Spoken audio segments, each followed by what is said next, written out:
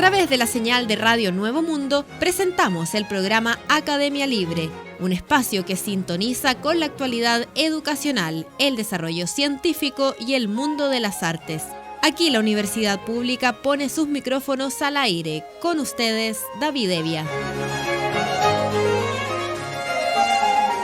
Vaya nuestro saludo a todos los auditores de Radio Nuevo Mundo que a esta hora sintonizan la emisión de Academia Libre, donde la educación, las ciencias y las artes confluyen para hacer de la creación de conocimiento un espacio público. Me acompañan Cristian Castro y Macarena Castro. Hola David y Macarena. Hola. Conversamos sobre educación a esta hora en Academia Libre y lo hacemos abordando varios vacíos presentes en la institucionalidad educativa del país. A fines del año pasado, una noticia dio la vuelta al mundo. Una escuela de Petorca cerraba sus puertas anticipadamente por la falta de agua en el sector, causada en iguales partes por la mega sequía y la sobreexplotación agrícola, según diversos estudios. Desde ese momento, las fichas comenzaron a moverse en Petorca para buscar una solución a la falta de agua en los colegios. Con financiamiento municipal, instalaron grandes tanques en cada escuela con bombas para aumentar la presión del agua y junto a la Seremía de Salud se capacitaron para limpiar y mantener los tanques en buen estado.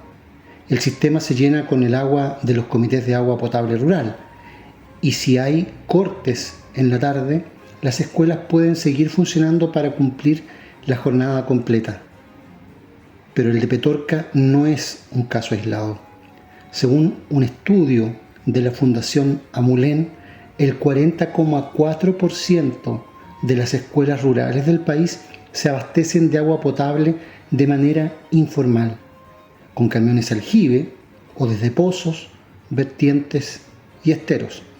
Según la UNICEF, para retornar a clases en pandemia, garantizando el interés superior de los niños, el agua potable y las instituciones de saneamiento e higiene constituirán una parte importante y esencial para reabrir las escuelas de forma segura. Las administraciones educativas deben examinar opciones para mejorar las medidas de higiene, incluido el lavado de manos, el protocolo, el distanciamiento físico, los procedimientos de limpieza de las instalaciones y la preparación de alimentos en condición de seguridad, señala UNICEF. Mientras los colegios de las zonas rurales del país encuentran sus propias soluciones, alertan que no son suficientes para paliar la crisis estructural de acceso al agua. En Petorca se viola el derecho humano al agua y eso también impactó en el derecho a la educación. Y aunque encontramos una solución, es una solución parche. El problema de falta de agua y el extractivismo persiste en el territorio. Nuestros niños llegan a su casa y sus familias no tienen agua. Lo necesario es que exista un cambio de modelo y una redistribución del agua para recuperar los ecosistemas y priorizar el consumo humano, reclama Nicolás Quirós, exdirector del Colegio de Petorca que cerró y que ahora se encarga del tema desde el Departamento de Educación de Petorca. Ante una vuelta a clases presenciales obligatoria, tras 2 años de pandemia, encierro y clases virtuales, los municipios han tenido que extremar medidas para abastecer de agua a las escuelas.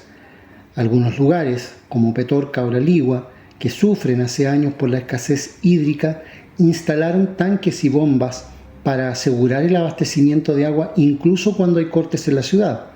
Es el caso también de la localidad de El Melón, donde a pesar del racionamiento de agua indefinido que comenzó a mitad de febrero, tienen sistemas para abastecer de agua a los colegios, aunque continúa el temor en los vecinos por la cada vez más crítica situación hídrica y la posibilidad de que afecte los servicios educativos o de salud.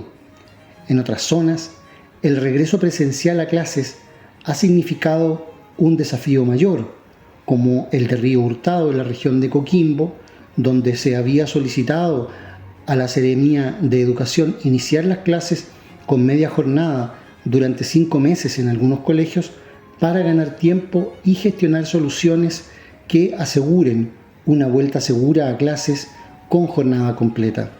La solicitud fue denegada y a cambio les ofrecieron atrasar el inicio de clases hasta el 28 de marzo. Esto no es lo que necesitamos.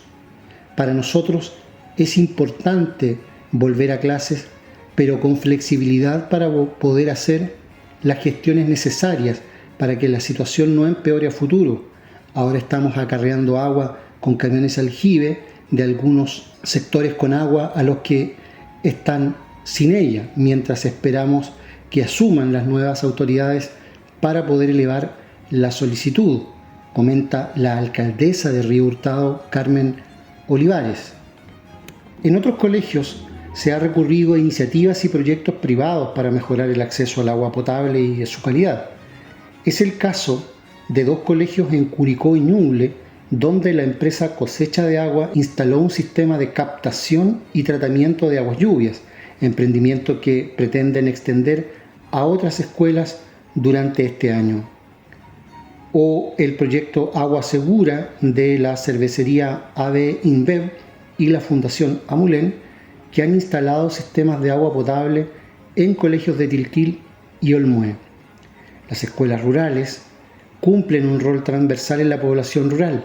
No solo son un centro de formación, sino también un punto de encuentro comunitario y muchas veces de alimentación para miles de niños. En casos donde los establecimientos no puedan asegurar un abastecimiento confiable, se debe buscar nuevas fuentes de suministro, solicitar ayuda externa o incluso cerrar los establecimientos. Esto implica perjuicios importantes para los docentes y estudiantes, ya que no solo deben preocuparse de la educación, sino que también de encontrar las mínimas condiciones para ellos, se explica en el estudio Educar sin agua de la Fundación Amulén. La problemática de trasladar agua en camiones aljibe la viven varios municipios rurales que cada vez dan menos abasto y deben pedir ayuda a las gobernaciones provinciales para que consigan camiones aljibe. El transporte de agua y el arriendo o compra de camiones aljibe es muy caro y ya tener un solo camión no alcanza. Hay que tener de 5 a 10 camiones transitando en cada comuna.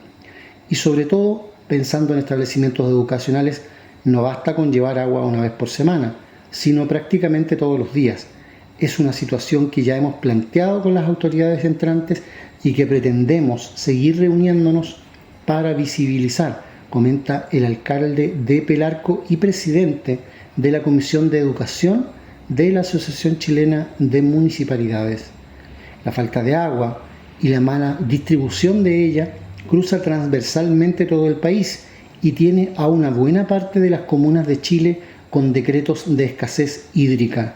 Para muchos y muchas activistas que luchan por el derecho al agua, la esperanza radica en la Convención Constitucional, donde están en discusión normas para garantizar el derecho al agua, crear una nueva institucionalidad del agua o caducar los derechos de agua y generar una redistribución. En otro flanco noticioso de la educación, solo un 11% de las escuelas pudo abordar el proceso constituyente en clases. Educación 2020, en colaboración con Ipsos Chile, entregó los resultados de la consulta Estamos conectados con la Constituyente, la que evaluó la mirada de estudiantes, docentes y apoderados sobre el proceso de elaboración de una nueva Constitución, el que se puso en marcha con la instalación de la Convención Constitucional el año pasado. En el análisis participaron más de 730 docentes, apoderados y miembros de equipos directivos de todo el país para conocer cómo están sintonizando con este momento histórico que abre paso a la posibilidad de una nueva Carta Fundamental. Los resultados dieron cuenta de que si bien las comunidades educativas están interesadas en el proceso constituyente, reportan tener un bajo nivel de información sobre sus avances. Aunque un 80% de los docentes, profesionales de la educación y apoderados indica que les gustaría estar más informados sobre el tema. Asimismo, valoran el proceso constituyente como un hito relevante para la formación ciudadana, pero declaran que existen pocos momentos concretos para abordarlo en la escuela. solo un 11% indica que se han generado espacios para abordar este tema en sus establecimientos educacionales. Javiera Martínez, coordinadora de Políticas Públicas de Educación 2020, señaló que ahora que la mayor parte de los estudiantes a lo largo del país está retornando a clases presenciales, tenemos una oportunidad única de abrir espacios de conversación y diálogo sobre el proceso constituyente con niños y jóvenes. Los estudiantes secundarios jugaron un rol clave en 2019, planteando la necesidad de avanzar hacia un Chile más justo y garante de derechos sociales. Por eso es importante que en las escuelas se generen los espacios que permitan llevar de vuelta este proceso a ellos, contarles lo que está pasando, la relevancia de una nueva constitución escrita de forma tan participativa y recoger sus inquietudes sobre el proceso, añadió. Martínez explicó que existen múltiples formas de incluir el proceso constituyente en la educación, como las clases de orientación, de historia, de matemática o en la nueva asignatura de educación ciudadana para tercero y cuarto medio, además de los espacios de participación estudiantil. En ese sentido, es importante promover y facilitar las condiciones para que los mismos estudiantes puedan organizar reflexiones y espacios de conversación respecto al histórico proceso que vivimos como país, añadió. En la misma línea, el estudio mostró que tanto docentes como apoderados hablan con poca frecuencia sobre el proceso constituyente con niños y adolescentes. Sobre esto, Alejandra Ojeda, gerente de estudios públicos de IPROS Chile, comentó que el mundo adulto ha remitido sus conversaciones sobre el proceso constituyente a sus pares, ya sean familia, amistades o colegas. Solo 34% de las personas adultas habla con sus hijos sobre el proceso constituyente, mientras que un 27% de los docentes aborda el tema con estudiantes. Y lo que indican estos resultados es que los estudiantes están muy interesados sobre este proceso único y trascendental para el país y desean contar con mayor información. Los resultados dieron cuenta, además, de que existe una visión crítica de la Constitución actual y que hay altas expectativas del cambio constitucional en camino. El 58% de las personas considera que la actual Constitución no garantiza de forma adecuada el derecho a la educación. Solo el 27% cree que sí, mientras que un 68% indica que la nueva Constitución afectará de forma positiva la educación chilena y solo 26% de ellos está de acuerdo o muy de acuerdo con que en Chile el derecho a la educación está garantizado, independientemente del sistema socioeconómico de cada persona. En relación a la definición de libertad de enseñanza, un 77% considera que la libertad de enseñanza debe estar orientada a definir proyectos educativos que aporten a la diversidad y pluralismo en el sistema educativo, y menos del 20% se inclina por la opción que la describe como la libertad de abrir y organizar establecimientos como es entendida actualmente en la Constitución. Así son las deudas pendientes en la agenda escolar bastante profundas, unas de carácter político-social, como la constituyente, y otra mucho más estructural y básica. ¿Cómo es posible que las autoridades de educación pretendan que Chile compita a nivel internacional en calidad de enseñanza si ni siquiera sus escuelas tienen agua potable? Impresentable, absolutamente. En materia de enseñanza superior, en materia también de educación superior, universitaria, profesional, técnica y científica, el equipo académico y gestor del eje de liderazgo y participación femenina del consorcio Science Up USACH y Pontificia Universidad Católica de Valparaíso han evacuado la siguiente columna de opinión, que señala: la existencia de brechas de género en la educación superior de Chile es un tema que se ha comenzado a discutir y visibilizar en los últimos años. A raíz de esto, los planteles de educación superior han iniciado una serie de acciones para incorporar perspectiva de género y aumentar la participación de mujeres en todos sus niveles, a través de mecanismos de ingreso especial para mujeres, creación de unidades de género en las instituciones u ofertas laborales que promueven la contratación de mujeres ante la igualdad de condiciones curriculares. De acuerdo al Ministerio de la Mujer y la Equidad de Género, en la actualidad el 53% de la matrícula de educación superior corresponde a mujeres. Sin embargo, solo 1 de cada 4 optan por carreras de áreas de ciencia, tecnología, ingeniería y matemáticas en general. Aún más severa es la diferencia en el porcentaje de egreso de carreras de pregrado en estas mismas áreas según sexo, que sitúa a Chile en la última posición, con un 19% de mujeres, mientras la media de la OCDE alcanza un 32%. Por consiguiente, no es de extrañar que estas brechas de género se extrapolen al estamento docente con ausencia de liderazgos femeninos o bajo porcentaje de investigadoras.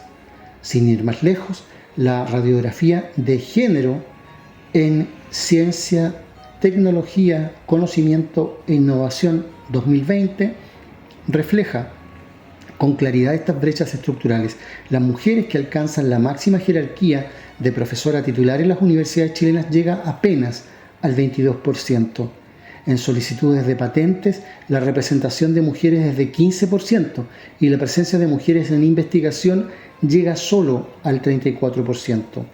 Ante este escenario, celebramos, dicen los columnistas, los avances que se están concretando en el sistema educativo, como en el acceso a la Ley 21.369, que regula el acoso sexual, la violencia y la discriminación de género en el ámbito de la educación superior e incorpora el avance de estas materias al proceso de acreditación institucional. Estas políticas, dicen, van en línea con los desafíos que tenemos como sociedad y son iniciativas que nos dan la oportunidad para avanzar hacia una verdadera transversalización de la perspectiva de género en todas sus dimensiones. Además, es urgente y trascendental que estos compromisos y voluntades se plasmen en las normativas y estructuras que sustentan a las instituciones de educación superior. Asimismo, que se establezcan políticas institucionales que promuevan un clima laboral de docencia e investigación con perspectiva de género interseccional y no sexista, contribuyendo de manera activa a la erradicación de la violencia de género en todos sus niveles. Resulta difícil avanzar en transformaciones profundas sin desaprender la forma en la que hemos mirado y construido nuestras relaciones y generación de conocimiento, y que ha significado en la actualidad tener estas brechas de género donde el porcentaje de mujeres contratadas en investigación más desarrollo en las universidades es del 39% según cifras oficiales del Ministerio de Ciencias. Es importante, a propósito de esta columna dedicada precisamente a las brechas de género y a la histórica discriminación de género que se ha vivido en particular en el ámbito de las ciencias en Chile, pero además en general en el ámbito de la educación superior, constatar el hecho significativo de que por primera vez en la historia de la Universidad de Chile es posible, subrayo, posible que una mujer se convierta en la primera rectora de la universidad desde su fundación en la primera mitad del siglo XIX. Hablamos de inclusión, hablamos de pluralismo en este país, pero ¿qué pasa en la Casa de Bello, que con casi 2 siglos de trayectoria nunca ha sido encabezado por alguna de sus grandes y señeras figuras académicas femeninas? ¿Por qué no ha ocurrido eso jamás en la historia de Chile? Hace unos días se ha materializado y confirmado la postulación de la académica y doctora en filosofía de dicho plantel, Kemi Oyarzún, fundadora por lo demás del área de género de la universidad, en esta contienda para rectoría. Debemos decir, a ver qué pasa. Hay otros académicos que habían optado también a esa postulación y declinaron en favor suyo, un gesto bastante interesante, y quedamos, por supuesto, en Academia Libre en expectativa de ver cómo se resuelve aquella elección que podría, en condicional, por primera vez, dar el paso a una rectoría femenina. En Academia Libre, la música tiene historia, con Macarena Castro. Franz Schubert, destacado músico del siglo XIX, nació en 1797 en un entorno popular de Viena. Su primer acercamiento a la música fue a través de su padre, maestro de escuela que tenía algún conocimiento de este arte, y su hermano mayor. Ambos lo introdujeron en el estudio del violín y del piano, respectivamente. Pronto superó a su progenitor y también al maestro de capilla, que lo inició en el canto. Asistió desde niño a reuniones de aficionados a la música en su casa paterna, las que luego continuaría con sus amigos, las llamadas Schubertiadas, que abren paso a la lectura de poemas, a la discusión sobre cuestiones artísticas, a la danza y a la interpretación musical por parte de sus concurrentes.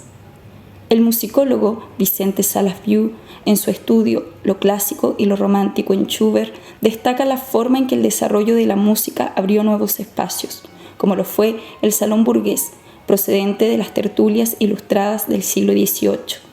Mientras la exaltación de los géneros sinfónicos congregaba multitudes en los conciertos públicos, el salón, en cambio, congregó lo íntimo. De los impromptus y los momentos musicales, las piezas para piano más representativas de Schubert dirá: es música de que se goza a solas, que no precisa de auditorio, más bien que lo rehúsa. Música para acompañar nuestros pensamientos o entretejerse a nuestras imaginaciones, en comunicación tan estrecha como la del lector con el libro. Escuchamos a continuación el impromptu número 2 del primer conjunto de estas piezas, compuesto en 1827.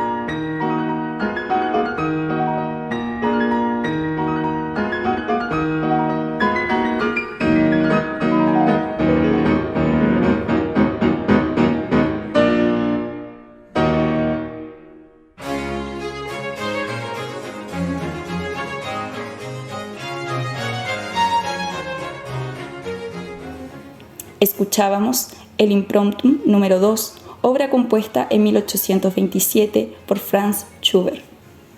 Hablamos a esta hora en Academia Libre sobre actualidad en ciencia e investigación.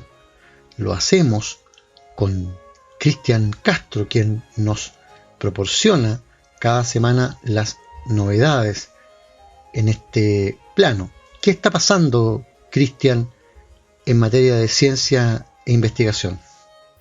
En esta oportunidad tenemos noticias relativas a la inteligencia artificial y cómo ésta nos puede ayudar a reconstruir el pasado.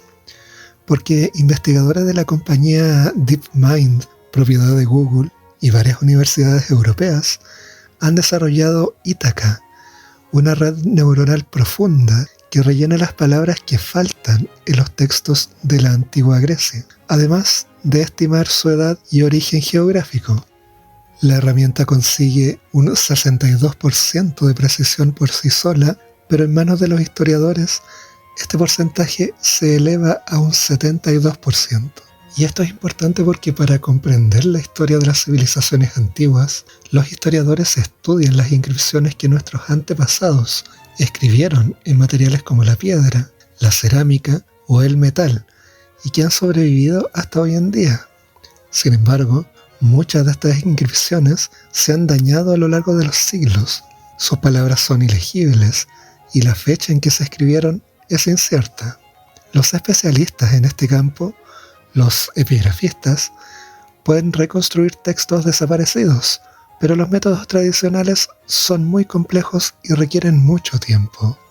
Para superar las limitaciones de los actuales métodos epigráficos, el investigador Yanis Asael de la empresa DeepMind de Google y Thea Sommerchild de la Universidad de Venecia, junto a otros colegas europeos, han desarrollado una red neuronal profunda a la que llamaron Ítaca. Se trata de un tipo de inteligencia artificial entrenada para restaurar, fechar y geolocalizar inscripciones griegas antiguas. Ítaca se entrena con el mayor conjunto de datos digitales de inscripciones griegas del Packard Humanities Institute de Estados Unidos. Los modelos de procesamiento del lenguaje natural se suelen entrenar usando palabras, porque el orden en el que aparecen las frases y las relaciones entre ellas proporcionan un contexto y un significado adicional. Por ejemplo, había una vez tiene más significados que cada carácter o palabra separado. Sin embargo, muchas de las inscripciones que los historiadores están interesados en analizar con este programa a menudo están dañadas y faltan trozos de texto. Para asegurarnos de que nuestro modelo sigue funcionando en estos casos, lo entrenamos con inputs o entradas, tanto de palabras como de caracteres individuales. Un mecanismo de autoatención considera las dos en paralelo, lo que permite al programa evaluar las inscripciones según sea necesario. Nos dice Yanis Asael. Los resultados muestran que la red neuronal profunda Ítaca, utilizada sola, alcanza un 62% de precisión a la hora de restaurar textos griegos dañados, pero si la emplea un historiador, consigue un 72% de precisión. Una de las prioridades de nuestro equipo, indica el investigador, era hacer que los resultados de Ítaca fueran interpretables por los historiadores, lo cual les permitiera proporcionar un output o un resultado más adecuado utilizando sus conocimientos contextuales y pudiendo así arrojar luz sobre conocimientos históricos inexplorados. Además de adivinar palabras antiguas perdidas, Ítaca también puede ayudar a determinar el lugar y la fecha en la que se escribieron. Durante las pruebas, esta herramienta atribuyó las inscripciones a sus localizaciones originales con un 71% de precisión y las dató a menos de 30 años de los rangos de fechas propuestos por los historiadores. Respecto a si esta red neuronal podría aplicarse a textos no griegos y otras lenguas antiguas, Asael lo confirma. La arquitectura de Ítaca la hace fácilmente aplicable a cualquier lengua antigua, desde el latín hasta el maya, y a cualquier soporte escrito, desde papiros hasta manuscritos. Estamos muy ilusionados por ver los nuevos rumbos que tomará, y por esta razón es de código abierto y está disponible online. Los autores destacan que sus hallazgos liberan un potencial de cooperación entre la inteligencia artificial y los historiadores, con una nueva herramienta que permite mejorar nuestra comprensión de la historia humana. Por lo tanto, la inteligencia artificial se abre caminos en ámbitos que nos permiten reconstruir el pasado, poder acceder al conocimiento de escritos antiguos que nos permiten conocer en mayor profundidad este tránsito que el ser humano ha hecho a través de las épocas. Y si se trata de la reconstrucción del pasado y de aquellos eventos que conocemos a través de nuestros libros de historia, otro avance en este ámbito tiene que ver con el análisis del polen fósil, que muestra que la mortalidad de la peste negra tuvo un impacto muy desigual. Y es que la mortalidad de la peste negra no fue tan homogénea como han reflejado hasta ahora nuestros libros de historia. Una nueva investigación publicada en la revista Nature Ecology and Evolution extrae esta conclusión del análisis de polen y esporas fosilizados recogidos en toda Europa. Hemos descubierto que la considerada peor pandemia de la historia tuvo un impacto devastador en algunas regiones, como Escandinavia o Francia, mientras que en otras, como en Irlanda o la península ibérica, el impacto fue mucho más discreto, expone Reyes Luelmo, investigadora en el grupo de Arqueología Medioambiental del Instituto de Historia del Consejo Superior de Investigaciones Científicas en España. Según la actividad humana desarrollada en una zona, cambia la cantidad de algunas especies y la presencia o ausencia de otras, y por tanto, del polen que desprenden y que queda almacenado en los suelos. Gracias a estas reconstrucciones, podemos saber cómo era la relación de nuestros antepasados con el paisaje que habitaban, si se dedicaban a la agricultura y a la ganadería o si estas dinámicas cambiaban por alguna razón. La peste negra fue una enfermedad que tuvo un gran impacto en la población, así que implicó cambios en la forma en la que las comunidades podían relacionarse con el medio. Supuestamente, una epidemia con tal caída demográfica habría provocado por entonces que los bosques se recuperaran ante un menor impacto humano sobre ellos, y en paralelo, que tanto la agricultura como la ganadería sufrieran una notable deceleración o incluso cese absoluto, señala José Antonio López, investigador del Instituto de Historia mencionado. De este modo, el retroceso de las actividades agropecuarias habría provocado un avance de los bosques que desprenderían mayor cantidad de polen. Este se depositó en los suelos y quedó fosilizado. La paleoecología, y en concreto el estudio del polen fósil, es una herramienta muy versátil que puede aportar información fiable y que, según palabras de Reyes Luelmo, llega allí donde a veces los documentos históricos no alcanzan. Un estudio como el que hemos realizado equivale para la Edad Media y para cualquier periodo histórico, sostiene la investigadora. La peste negra asoló Europa, Asia Occidental y el norte de África entre 1347 y 1352. Los historiadores han estimado que hasta el 50% de la población europea murió debido a ella.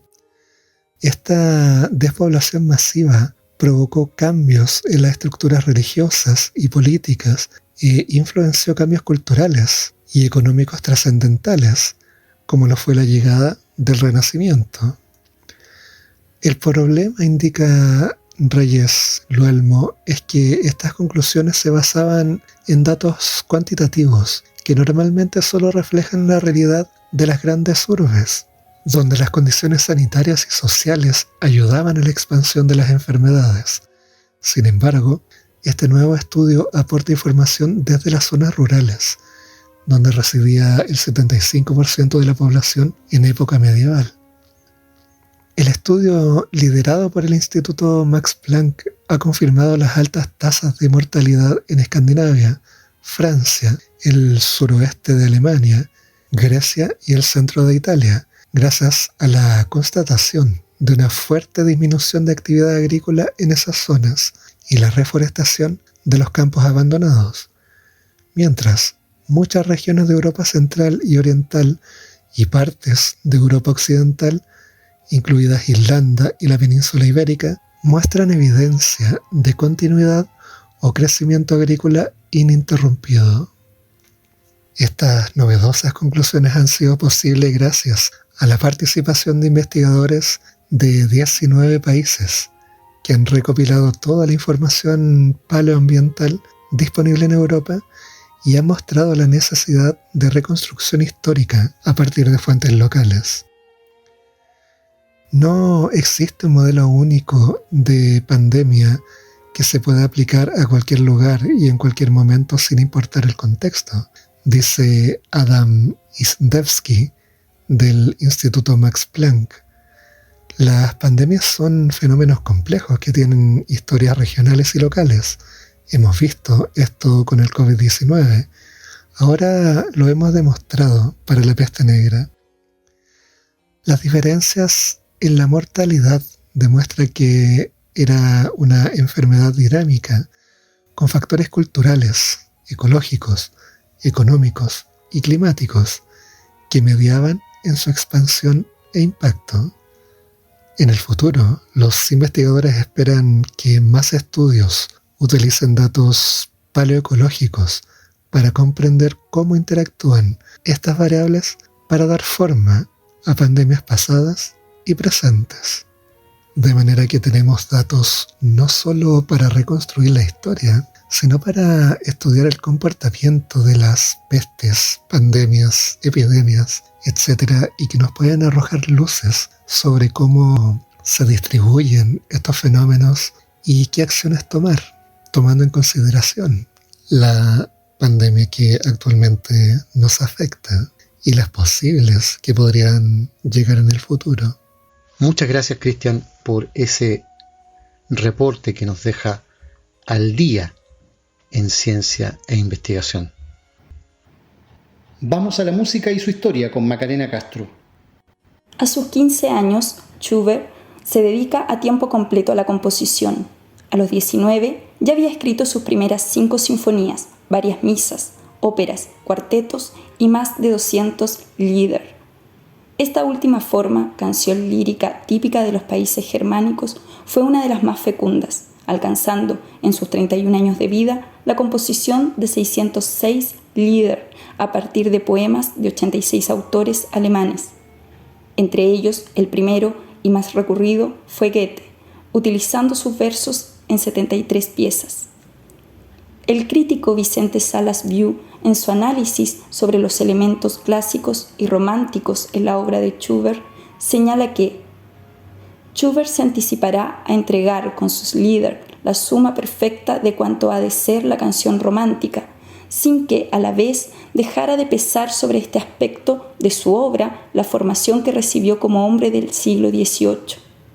Para Schubert, más que para ningún músico de su tiempo, el fermento nacionalista de la canción alemana pasa a un remoto plano. En toda su obra y especialmente en los Lieder, Schubert adopta ante lo nacional y lo folclórico una posición en absoluto semejante a lo clásico dieciochesco.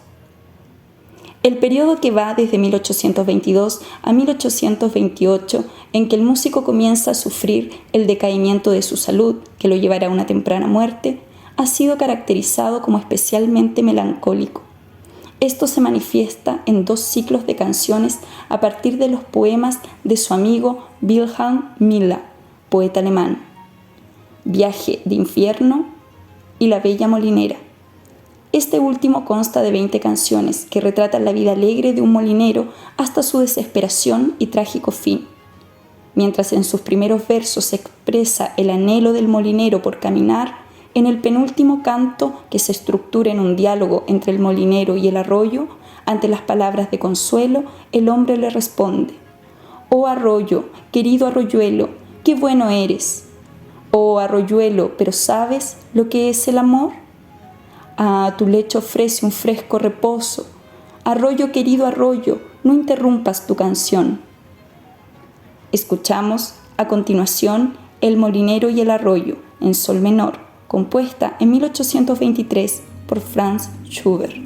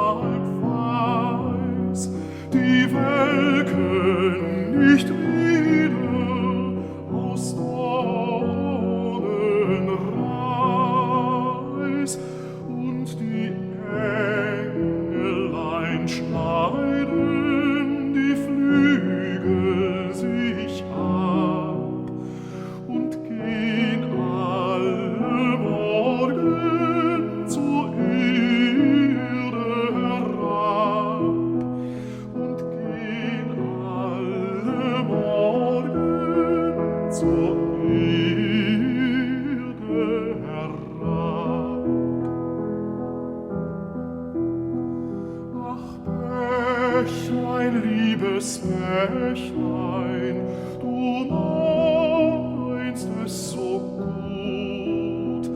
Ach Bächlein, aber weißt du, wie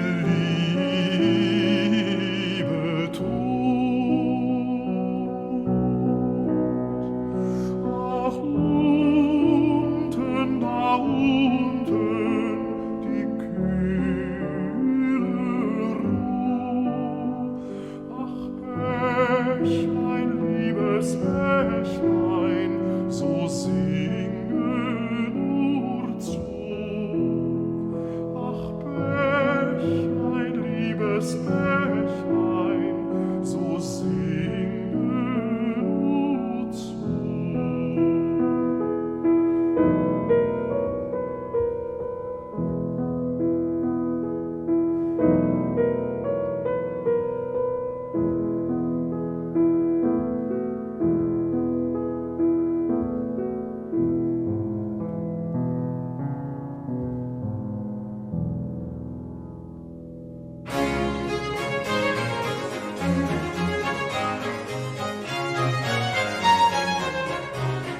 Escuchábamos El molinero y el arroyo, en sol menor, compuesta en 1823 por Franz Schubert. hablamos de arte y cultura en este bloque de Academia Libre, justamente estas actividades son las que dan la bienvenida al año académico en la Universidad de Chile. El arte, la cultura y el patrimonio en la Casa de Bello vuelven tras el receso universitario de febrero y esta vez con actividades en modalidad presencial en diversas unidades. Una de ellas es el Teatro Nacional Chileno, que abrirá su temporada 2022 con el reestreno de Junto al Lago Negro, obra dirigida por Jesús Urquieta y que cuenta con un elenco formado por Nona Fernández, Montserrat Esteves, Moisés Angulo y Cristian Caim. El debut hispanoamericano de este drama sobre el suicidio de la autora alemana Dea Lohar cuenta con financiamiento de Fondar Nacional en su línea Creación de Trayectoria Convocatoria 2019, además del apoyo del Goethe Institut y la Corporación Cultural de Quilicura.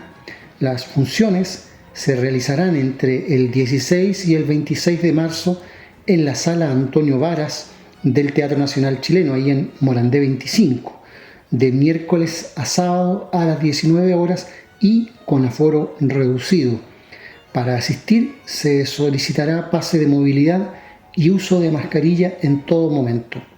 Próximamente las entradas a la venta a la vez de la plataforma digital ticketplus.cl y de forma presencial en la boletería del teatro. La oferta de este mes de marzo también contempla la reapertura de distintos museos, también en modalidad presencial. El pasado 3 de marzo, el Museo de Arte Contemporáneo MAC, sede Parque Forestal, abrió sus puertas al público con diversas exhibiciones inauguradas en 2021. Una de ellas es Testimonial Space, relato pictórico, que fue la pieza central del Pabellón de Chile Bienal de Arquitectura de Venecia 2021. La obra, que transformó 525 testimonios de habitantes de la emblemática población José María Caro en 525 pinturas, estará en exposición hasta el 9 de abril. Desde el 11 de marzo hasta el 9 de abril, en el marco de la 15ª edición de la Bienal de Artes Mediales de Santiago, el MAC Parque Forestal presentará Crisol.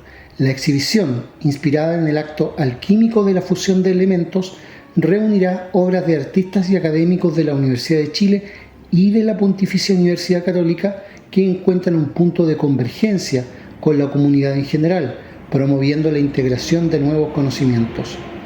También hasta el 9 de abril se presentará Casi me quisiste.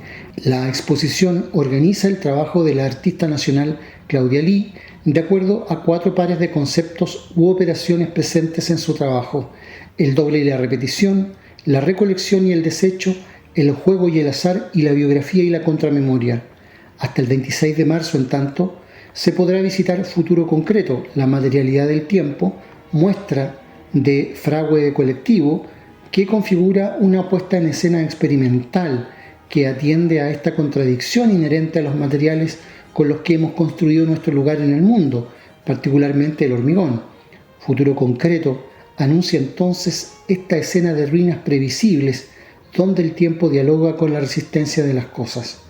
Otras 2 exhibiciones que estarán hasta el 26 de marzo son Mundo Interior, Backup 3.1 y la performance Intersecciones Frágiles. La primera es una instalación recopilatoria que despliega el contenido del disco duro de respaldo del artista uruguayo Brian Macan. Alberga innumerables artefactos digitales, visuales y sonoros, unidos por sus inquietudes estéticas y experimentales, así como por la condición inestable, ubicua y a la vez fantasmal que los caracteriza.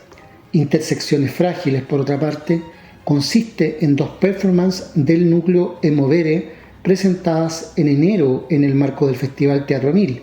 La presentación propone una reflexión sobre el cuerpo y su interacción con la tecnología. El Museo de Arte Popular Americano Tomás Lago, MAPA, por otra parte, el pasado 1 de marzo abrió sus puertas al público con la exposición El jinete en la colección MAPA. La muestra plantea volver a mirar los procesos de transculturación o creación de pautas culturales expresadas en las producciones materiales vinculadas al jinete en Chile. En ella se puede apreciar las transformaciones locales y otros elementos asociados al recado de montar. Esta colección presenta ejemplares de elaboración mapuche que no solo se basan en el desarrollo técnico, sino que también revelan elementos sociales, civiles y ceremoniales, materializados en el arte de rutrafe, platero, y due cafe, tejedora. La muestra exhibe un recorrido por diferentes momentos de esta narrativa, desde estribos de madera y espuela que datan del siglo XVIII hasta ejemplares recientes, junto a otros objetos asociados al apero como frenos, fustas y alforjas. Así también presenta otros textiles como los chamantos de Doñihue, además de mantas y fajas de diferentes zonas del Valle Central. La exposición estará hasta el domingo 17 de abril en la Sala Mapa, ubicada en el Centro Cultural Gabriela Mistral, Alameda 227, edificio B, nivel -1. Por último, el Museo de Química y Farmacia, profesor Leighton Carabaño, que resguarda valiosas colecciones patrimoniales que dan cuenta de la historia de las ciencias químicas y farmacéuticas en Chile, acaba de abrir el pasado 11 de marzo el recinto, con especial énfasis en la conservación, difusión e investigación de los acervos que se resguardan y que son parte de las colecciones patrimoniales de este espacio. Ha comunicado que abrirá de martes a viernes de 10 de la mañana a 2 de la tarde. Es parte de la actividad artística y cultural que presenta en esta apertura de año académico la Casa de Bello, y es de esperar que los otros planteles universitarios enriquezcan igualmente esta agenda nacional. Concluye aquí en Radio Nuevo Mundo esta emisión de Academia Libre, un programa producido por la Comisión Ejecutiva de la Universidad. En los mandos técnicos, Francisco Navarro, y en los micrófonos, Macarena Castro, Cristian Castro y David Evia. Agradecidos de su sintonía, nos encontraremos la próxima semana. Hasta entonces. Nos vemos. Hasta pronto.